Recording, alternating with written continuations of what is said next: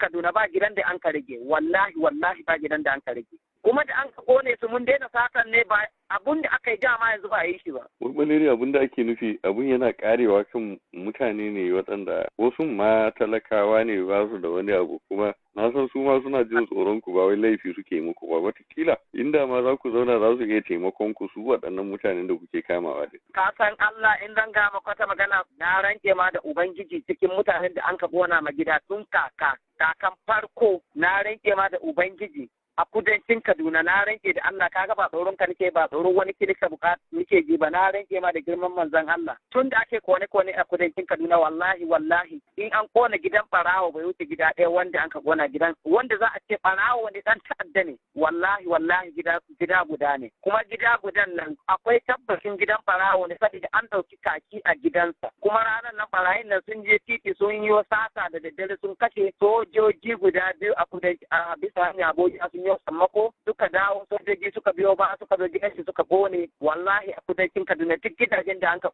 kona gidaje sun kai gida 500 amma wallahi duk gidajen da aka kona in ga gidan barawo ne wallahi gida ɗayan nan shine kaɗai gidan barawo wanda an ka kona duka gida 499 wallahi wanda an ka kona na rage da Ubangiji duka gidan talakawa ne dukan mu muka tada su daga gidajensu daga wanda yaran mu za su je su yi mafade wanda za su sata a kai masa 500,000 za a kai masa 300,000 miliyan ɗaya wallahi duk irin su ne gwamnati ta zo ta kone gaba daya. Baleri, abin da nake gani tunda wannan batu ne na laifuffuka da waɗancan yan boko haram din ko da ba yi musu komai ba da ku duka laifuffuka kuke don haka duk wanda aka fara samu da laifi kaga ai ba zai wato rungumar aikata laifi da laifi ba adalci ba ne ai. Barrai kau aikata laifi da laifi ba adalci ba ne ba fahimci ba wannan magana ba. Wato ma'ana idan an kai hari an samu wasu mutane an ji musu ciwo ba daidai ba ne ko kamar fansa kenan ake ɗauka kan waɗanda ba su da wani laifi.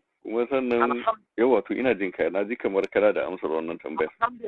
Aiko haka ne garanti kaga in mu ma yanzu daga yanzu in mun ka taho barakan mu in mun ka taho gida guda duk gidan da mun ka samu makwabci ne ba mun taho don shi bane don makwabci don mutum da mun ka taho in mun ka zo gari yanzu wallahi kan uwa mai wabi za mu yi duk wanda mun ka samu za mu kashe kuma za mu kama kuma in na kama in kai na ƙara jaddada mutane Kaduna wallahi nan da shekara guda wallahi sai an ce ta'addancin da an kai a Kaduna tun da ba a taɓa yin sa ba na ranke ma da Ubangiji daga yanzu na zuwa ƙarshen ɗaukiyar ruwan kaka wallahi na a isar ba da duniya da ita wallahi sai an ce ma Kaduna tun ake a duniya ba a taɓa tashin hankali irin wanda ake ciki ba wallahi. Baleri, kai baka tsoron wani abu zai iya samun ka ne? Yo ina shekau. Shekau an ba da labarin ya kashe kansa. Ya kashe kansa ta ba kashe kansa ba jaridu suna ta da an cewa ya kashe kansa ta sace matsa makansa ba ma ba mai da yayi a gani ba kai.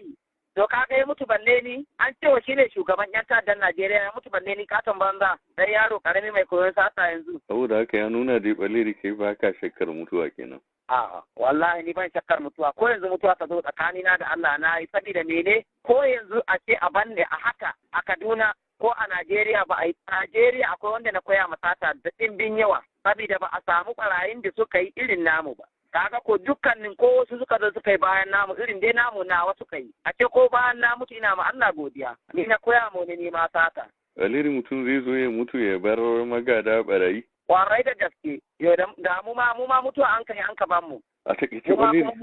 ina ji. Mu ma muna fata in mun ka mutu mu bar na karkashin mu ma su yi ta yi ba mu son mu wa zanna ma lahiya Kaduna.